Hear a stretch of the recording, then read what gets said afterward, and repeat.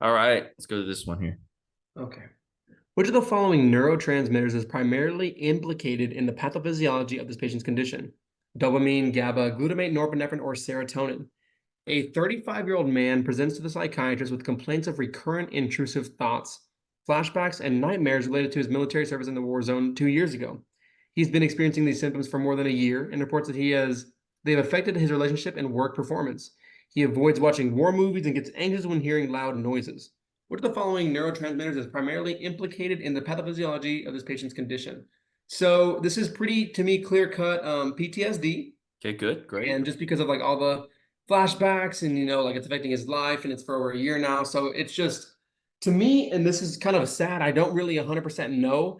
I am gonna make a decent guess, I feel like. And so implicated, I feel like it could be norepinephrine. I feel like it could be glutamate.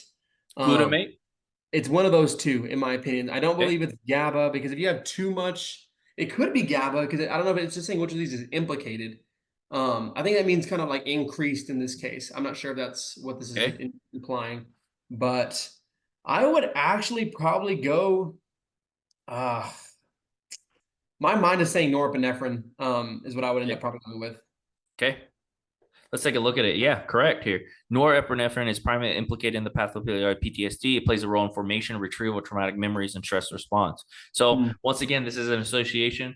I just want to I'm not sure if you've noticed, is that every question that we've done so far, your diagnosis is spot on, right? And so Yeah. it's just adding these small little associations slowly over time. And, when you get something wrong or something, these are more difficult questions for sure, which is why they're your incorrects that we're going through. But you just make that association, right? It's like, okay, PTSD, I got that down. I can spot that from a mile. So now you just add that. Oh, the way I would think about it is like, oh, so someone with PTSD, you're usually sweating, having really bad nightmares, you're hyperactive. And so that reminds me of like norepi, right? Yeah. Norepi is like, a lot of those people with high adrenaline and things like that. Epi and norepi, that's adrenaline, right? And so that reminds me of PTSD, but whatever association your mind to help it stick, right? So Yeah. we can go through the rest. Just Parkinson's disease, you already know, right?